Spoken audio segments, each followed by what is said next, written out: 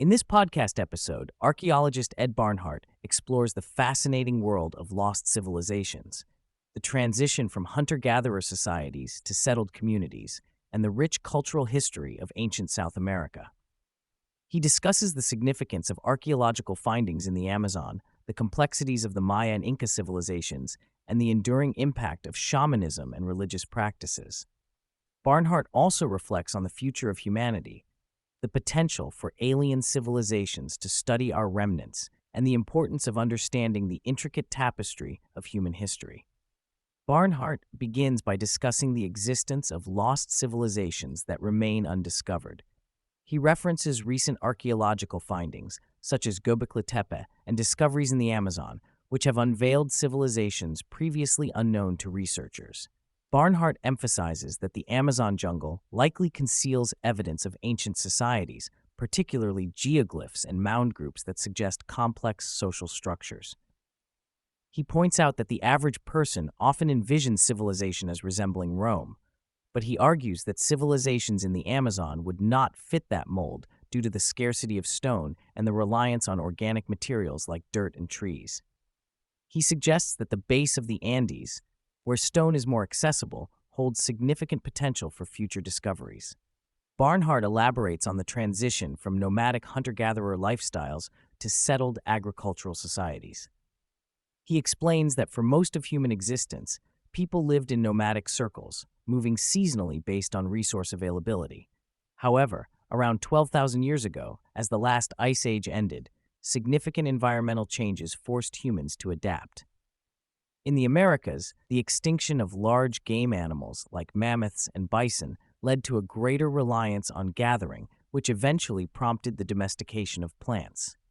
This shift allowed for the establishment of permanent communities, marking the beginning of civilization. Barnhart emphasizes that the ability to stay in one place and cultivate crops was a crucial trigger for the development of complex societies. The conversation shifts to the migration of the first humans to the Americas. Barnhart outlines traditional theories that suggest nomadic hunters crossed a land bridge from Asia during the Ice Age, following game animals. However, advancements in DNA research have pushed back the timeline of this migration, indicating that humans may have arrived as early as 30,000 to 60,000 years ago.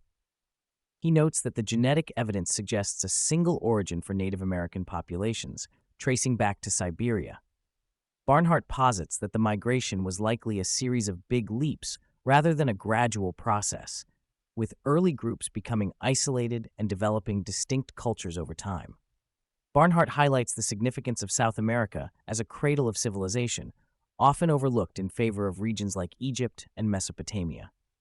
He points to archaeological sites along the Peruvian coast, such as Cradle, which date back to around 3200 BCE, as evidence of early complex societies.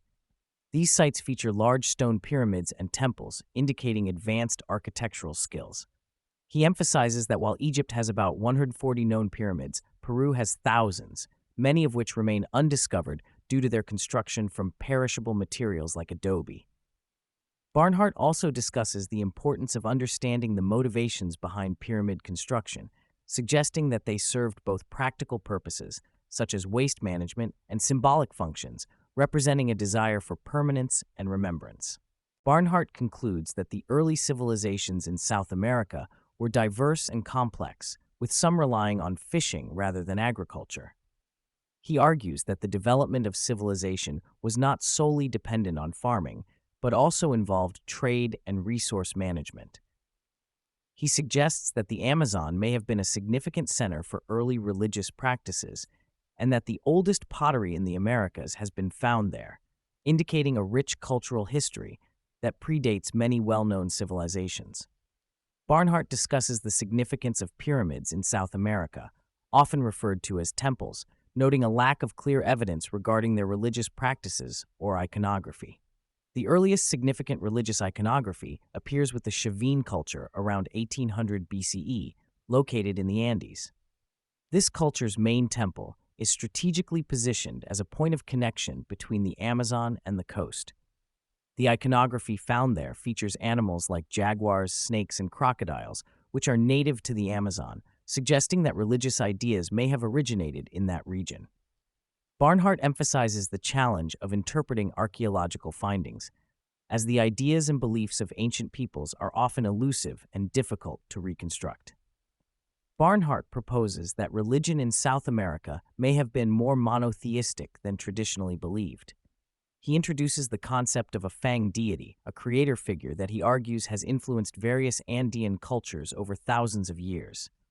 This deity, known by different names in different cultures, is associated with jaguars and is depicted in various forms throughout the art of these civilizations.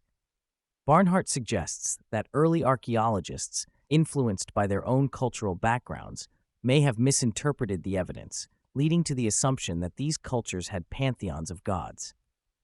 Instead, he argues for a more unified religious concept centered around the Fang deity, which manifests in different forms across cultures.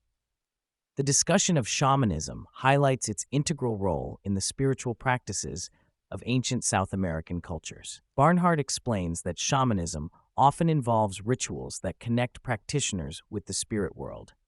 He notes that the Fang deity is involved in healing ceremonies, which sometimes include sexual acts. The connection between shamanism and the Fang deity is illustrated through the use of music and hallucinogens, which are believed to facilitate communication with spirits. Barnhart emphasizes that these practices were not just about individual experiences, but were deeply embedded in the social and cultural fabric of the communities. Barnhart discusses ayahuasca, a traditional hallucinogenic brew used in Amazonian shamanic practices. He suggests that the use of ayahuasca and other hallucinogens may have played a significant role in the development of religious ideas and practices in the region. He draws parallels between the experiences induced by ayahuasca and the transformative states sought by shamans, suggesting that these substances allowed individuals to access other realms of consciousness. He also mentions the historical context of ayahuasca use, indicating that it has been a part of Amazonian culture for thousands of years, contributing to the spiritual and religious landscape. The concept of the lost city of Z is explored in relation to the broader idea of advanced civilizations in the Amazon. Barnhart distinguishes between the lost city of Z, associated with the Xingu region of Brazil, and El Dorado, which is linked to Colombia. He asserts that evidence of civilizations in the Amazon exists, including geometric earthworks and anthropogenic landscapes, which indicate that large populations once thrived in the region. Barnhart highlights the challenges of archaeological work in the Amazon, where dense vegetation often obscures evidence of past human activity. He notes that recent developments, such as the construction of highways, have led to the discovery of more archaeological sites, revealing the extent of ancient civilizations that were previously hidden by the rainforest. Barnhart highlights the existence of uncontacted tribes in the Amazon, emphasizing that these groups remain largely isolated from modern society. He notes that while we have some knowledge of their locations, responsible policies in countries like Ecuador prevent contact to protect these tribes. He describes these tribes as appearing frozen in time, having adapted to their environment in ways that minimize the need for technological advancement. Barnhart mentions the propensity for violence among these tribes, particularly the Yanomami, who are known for their feuds and aggressive behavior. He explains that their culture often associates illness with spiritual causes, leading to cycles of violence as tribes seek retribution for perceived wrongs.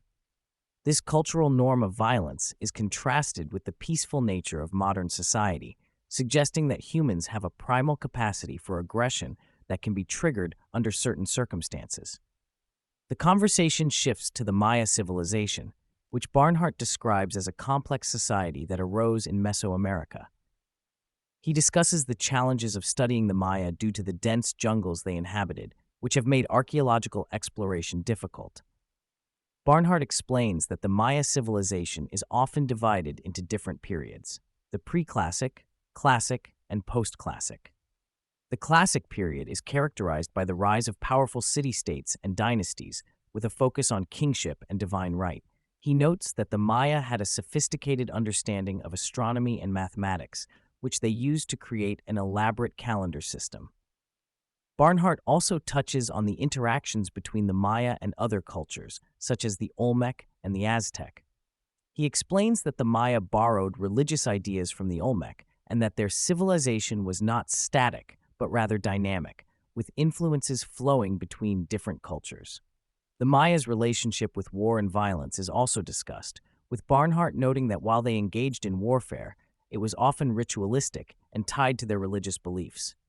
The discussion of the Mayan calendar reveals its complexity, consisting of three main components: the Tzolk'in, a 260-day calendar; the Hab, a 365-day solar calendar; and the long count, a linear count of days. Barnhart explains that the Tzolk'in is based on the human gestation period and is deeply intertwined with Maya spirituality, as each day is associated with specific spirits. The Hab is a more conventional solar calendar, while the long count allows the Maya to track longer periods of time. Barnhart emphasizes the mathematical precision of the Mayan calendar and its cyclical nature, which reflects the Maya's understanding of time as a series of repeating cycles. He also discusses the significance of the long count in relation to the end of the world predictions associated with 2012, explaining that the Maya viewed the end of a cycle as a time for renewal rather than destruction. Barnhart argues that the Maya's understanding of time and cycles was integral to their worldview and societal organization. The podcast continues with a discussion of flood myths, which are prevalent in many cultures around the world. Barnhart suggests that these myths may stem from the collective memory of rising sea levels at the end of the Ice Age, which caused coastal communities to be submerged. He posits that the shared experience of displacement and loss may have led to the development of flood myths across different civilizations. This idea connects to the broader theme of how ancient cultures interpreted and recorded their experiences of natural disasters and environmental changes. The discussion continues with the Aztec Empire, highlighting that without the Spanish conquest, the Aztecs might have continued to dominate their neighbors. However, their rule was characterized by oppression and fear, leading to widespread resentment among the people they governed. This discontent would likely have resulted in eventual revolts, suggesting that their empire would not have lasted indefinitely. In contrast, the Inca Empire is portrayed as a more community-oriented society that, despite its violent beginnings, developed a system that ensured the well-being of its subjects. The Inca built extensive infrastructure, including agricultural terraces and a vast road network, which facilitated trade and communication across their empire. They were known for integrating conquered peoples into their society, providing them with resources and security, which fostered loyalty and stability. The origins of the Inca Empire are traced back to the mid-1200s, with the first significant ruler, Pachacuti, who expanded the empire significantly. The Inca utilized a sophisticated record-keeping system involving quipus, which helped manage their vast population and resources. Barnhart suggests that if the Inca had faced the Aztecs, they would have emerged victorious due to their superior organization and resources. Barnhart then discusses the impressive stonework of the Inca, noting that the precise fitting of stones in their architecture remains a mystery. He speculates that they may have used acids to fuse stones together, a theory he plans to investigate further through core sampling. He emphasizes the need for sophisticated techniques to manage the large populations within the Inca Empire, which at its height numbered around 10 million people. The conversation shifts to early humans in North America, where Barnhart explains that the first significant cultures were the mound builders, particularly in the Mississippi region. These societies, often referred to as the Mississippians, constructed large earthen mounds and had complex social structures. Cahokia, a major city near present-day St. Louis, is highlighted as a thriving metropolis with a population of around 20,000. Barnhart points out that these mound builders had a unified culture and religion, but they were not an empire. Rather, they consisted of warring city-states. Barnhart notes that the arrival of Europeans, particularly the Spanish, led to devastating consequences for Native American populations due to the introduction of diseases. He describes the Columbian Exchange, which brought both beneficial and harmful elements to the Americas. The Spanish, while often depicted as brutal conquerors, were not solely responsible for the massive population decline. The diseases they brought were the primary cause of death for many indigenous peoples. The discussion then touches on the Vikings, who reached North America around 1000 CE. Barnhart explains that the Vikings established a settlement in Newfoundland, but were ultimately driven out by indigenous peoples who resisted their presence. He contrasts the Vikings' experiences with those of the Spanish, emphasizing that the indigenous cultures they encountered were sophisticated and capable of defending their territories. Throughout the conversation, Barnhart emphasizes the complexity and richness of pre-Columbian societies in North America, challenging the notion that these cultures were primitive or unorganized. He highlights the importance of understanding the historical context of these civilizations and the impact of European colonization on their development. The discussion concludes with a reflection on the nature of history, the role of disease in shaping populations, and the need for a nuanced understanding of the interactions between indigenous peoples and European colonizers. Barnhart expresses a mix of optimism and concern regarding the future of Earth. He acknowledges the rapid advancement of technology and the potential for automation to significantly change human life. However, he also highlights the existential risks humanity faces, such as nuclear war and climate change. He reflects on a podcast episode he listened to about the catastrophic consequences of nuclear conflict, emphasizing the terrifying capacity humans have for destruction. Despite these fears, Barnhart identifies as an optimist. He believes in human ingenuity and the ability to innovate, especially in times of crisis. He argues that many of humanity's greatest advancements have come from challenging circumstances, suggesting that necessity drives invention. He points out that while the climate crisis is real and pressing, he feels that rather than trying to reverse the damage, humanity should focus on adapting to the changes that are already occurring.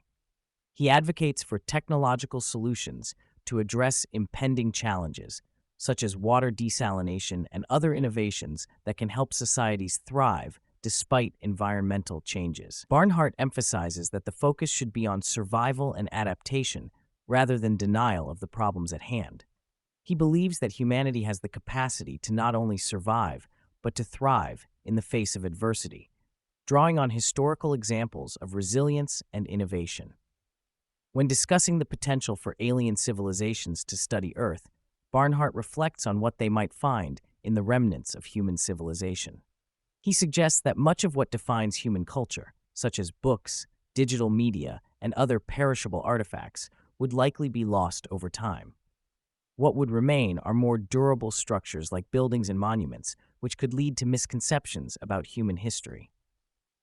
Barnhart uses the example of how modern towns commemorate historical figures, like Lewis and Clark, to illustrate how future archaeologists might misinterpret the significance of certain names and events based on what survives. He speculates that alien anthropologists might draw incorrect conclusions about the civilizations that existed based on the artifacts they uncover, potentially mistaking the importance of certain figures or events due to the incomplete record left behind. He also discusses the possibility of lost civilizations that could change our understanding of history. Barnhart emphasizes the importance of understanding the motivations and cultural contexts of ancient peoples, suggesting that modern interpretations often fail to capture the complexities of their societies. He shares a personal anecdote about a humorous translation of a Maya ceramic, highlighting the challenges of interpreting ancient cultures through a contemporary lens. Barnhart expresses a strong belief in the resilience and adaptability of humanity. He views history as a cyclical process where societies experience highs and lows, but ultimately rise again after challenges. He believes that despite the difficulties humanity faces, there is a fundamental spirit of innovation and survival that will prevail. He acknowledges that some of the challenges humanity encounters are self-inflicted, yet he remains confident that people will find ways to adapt and overcome these obstacles. Barnhart's perspective is rooted in a deep understanding of history, and he believes that the lessons learned from past civilizations can inform how current and future generations respond to crises. He emphasizes the importance of recognizing the rich history of civilizations that existed before European contact, advocating for a more inclusive understanding of American history that acknowledges the contributions and complexities of indigenous cultures. Barnhart envisions a future where educational curricula reflect this broader perspective, allowing students to appreciate the full scope of human history.